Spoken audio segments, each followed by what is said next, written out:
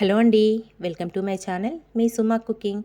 ఈరోజు మన ఛానల్లో రెసిపీ వచ్చేసి మార్నింగ్ బ్రేక్ఫాస్ట్ ఇన్స్టెంట్గా అప్పటికప్పుడు ఇంట్లో ఏ పిండిలు లేకపోయినా క్విక్గా అయిపోయే బ్రేక్ఫాస్ట్ అయితే మీకు చూపించేస్తానండి. అట్లు అసలు ఎంత స్మూత్గా ఎంత సాఫ్ట్గా వస్తాయో మాటల్లో చెప్పలేము. ఒకటి రెండుతో అయితే అస్సలు ఆగరండి, తింటూనే ఉంటారు. వేడివేడిగా మనం వేసి పెడుతుంటే అంత రుచిగా ఉంటాయి. హెల్దీ అండ్ టేస్ట్ అండి. ఇప్పుడు వాటిని ఎలా ప్రిపేర్ చేసుకోవాలో చూసేద్దామా.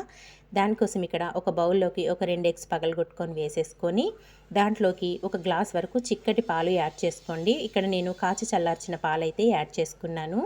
పాలు కూడా యాడ్ చేసేసుకొని ఈ రెండింటిని బాగా మిక్స్ చేసేసుకోవాలి. ఎగ్గు అలాగే పాలు రెండు కలిసే విధంగా బాగా మిక్స్ చేసేసుకోండి.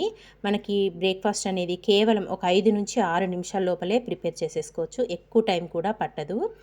ఇదంతా బాగా కలుపుకున్నాక దీంట్లోకి 1 కప్పు వరకు మైదా పిండి వేసుకోండి. మీకు ఒకవేళ మైదా పిండి వద్దు అనుకుంటే మైదా పిండి ప్లేస్లో గోధుమ పిండి అయినా వేసుకోవచ్చు.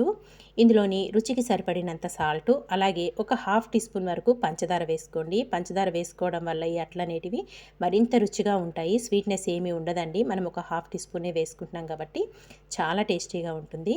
పంచదార కూడా వేసేసుకున్నాక ఇదంతా బాగా మిక్స్ చేసేసుకోవాలి. పిండిలో ఏమాత్రం ఉండలు లేకుండా అంతా బాగా కలుపుకొని మళ్ళీ కొద్దిగా వాటర్ యాడ్ చేసుకోండి. పిండి అనేది మనకి బాగా పల్చగా ఉండాలి, చిక్కదనంగా అస్సలు ఉండకూడదు. చూసారు కదా, ఈ విధంగా ఉండాలి పిండి అనేది మనం కలుపుకున్నది. ఇలా కలుపుకున్న పిండిని పక్కన పెట్టేసుకొని ఇప్పుడు స్టవ్ పైన ఒక పెనం పెట్టుకొని పెనానికి కొంచెం ఆయిల్ అనేది అప్లై చేసేసుకోవాలి. ఆయిల్ కూడా ఎక్కువ పట్టదండి, లైట్గానే పడుతుంది మనకి. ఆయిల్ కూడా రాసేసుకున్నాక మనం కలిపి పెట్టుకున్న పిండిని పెనమంతా వచ్చే విధంగా వేసుకోవాలి. నేను వీడియోలో చూపిస్తున్న విధంగా స్ప్రెడ్ చేయకుండా గరిటెతోనే పెనమంతా వచ్చే విధంగా వేసేసుకోండి. ఇలా వేసేసుకున్నాక ఇప్పుడు మళ్ళీ కొద్దిగా ఆయిల్ అనేది అప్లై చేసేసుకుందాము. టేస్ట్ మట్టుకు అస్సలు మర్చిపోలేరండి. తిన్న ప్రతి ఒక్కరు బాగుందని అయితే అంటారు. పిల్లలు అయితే ఇంకా ఇష్టంగా తింటారు. పల్చగా వస్తాయండి, మనకి రుమాలి రోటి ఉంటుంది కదా అలా వస్తాయి. అంత పల్చగా వస్తాయి అట్లు మట్టుకు. ఒక పక్క చక్కగా కాలాక రెండో పక్క కూడా తిప్పేసుకొని రెండు వైపులా మంచి కలర్ వచ్చే వరకు కాల్చుకోవాలి. చాలా క్విక్గా అయిపోతాయండి. మనకి ఇంట్లో పొద్దున్న పూటలు ఇడ్లీ పిండి దోశ పిండి ఏమీ లేనప్పుడు ఒక్కసారి ఈ విధంగా ట్రై చేయండి. ప్రతి ఒక్కరికి నచ్చుతుంది ఈ బ్రేక్ఫాస్ట్ అనేది. ఇక్కడ రెండు వైపులా కాల్చుకున్నాక ఒక ప్లేట్లోకి అయితే తీసేసుకుందాము. మీకు చూస్తుంటేనే తెలుస్తుంది కదా ఎంత పల్చగా వచ్చిందో మనకి అట్ట అనేది. చాలా సాఫ్ట్గా ఉంటుందండి. నోట్లో పెట్టుకుంటే ఇట్టే కరిగిపోతుంది మనకి, అంత రుచిగా ఉంటుంది. ఇంకోటి కూడా వేసి చూపిస్తాను చూడండి. మళ్ళీ పెనమంతా వచ్చే విధంగా వేసేసుకోవాలి. ఇలా వేసేసుకొని మళ్ళీ కొద్దిగా ఆయిల్ అనేది అప్లై చేసేసుకొని ఈ దోశను కూడా రెండు వైపులా మంచి కలర్ వచ్చే వరకు కాల్చుకోవాలి. గరిటెతోని స్ప్రెడ్ చేయకుండా మనం గరిటెతోనే పెనమంతా వేసేసుకోవాలండి అట్ట అనేది పిండిని.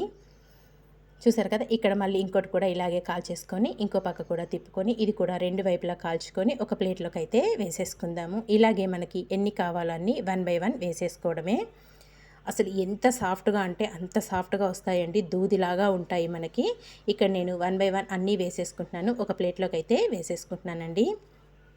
ఇంతే అండి, చాలా సింపుల్గా టేస్టీగా, అది కూడా ఒక 5 నుంచి 6 నిమిషాల లోపల మార్నింగ్ బ్రేక్ఫాస్ట్ అనేది ప్రిపేర్ చేసేసుకున్నాం కదా. మరి ఈ రెసిపీ అనేది మీకు నచ్చిందా? నచ్చితే మీరు కూడా తప్పకుండా ఇలా ట్రై చేయండి.